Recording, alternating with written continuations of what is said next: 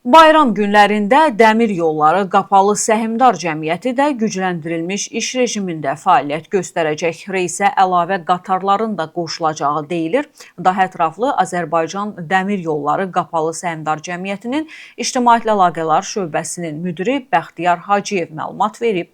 Eşidək. Azərbaycan Dəmir Yolları Ramazan və Novruz bayramı günlərində gücləndirilmiş rejimdə fəaliyyət göstərəcək. Bayram günlərində artan sərnişin tələbatını qarşılamaq məqsədi ilə bir sıra istiqamətlərə əlavə reyslər təyin edilib. Qəbələyə səfərlərin daha komfortlu təşkili üçün 20-30 mart tarixlərində Bakı-Qəbələ-Bakı marşrutu üzrə əlavə reyslərlə xidmət göstəriləcək. Həmçinin 18-30 mart tarixlərində Bakı-Ağstal-Bakı marşrutu üzrə əlavə reyslər olacaq.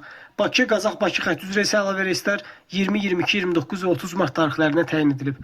Sərnişinlər bayram günlərində Bakıdan Ağstava və Qazaxa, həmçinin əks istiqamətə gündəlik Bakı-Qazax-Bakı reysləri ilə də səfər edə bilərlər. Qeyd edək ki, Bakı-Ağstava-Bakı marşrutu üzrə biletlərə 10% endirim tətbiq olunur. Bundan başqa 23 və 25 martda Bakı və Ağdam-Bakı marşrutu üzrə əlavə qatarlar təyin edilib. Bu istiqamətdə 21 və 28 martda ənənəvi reyslər də həyata keçiriləcək.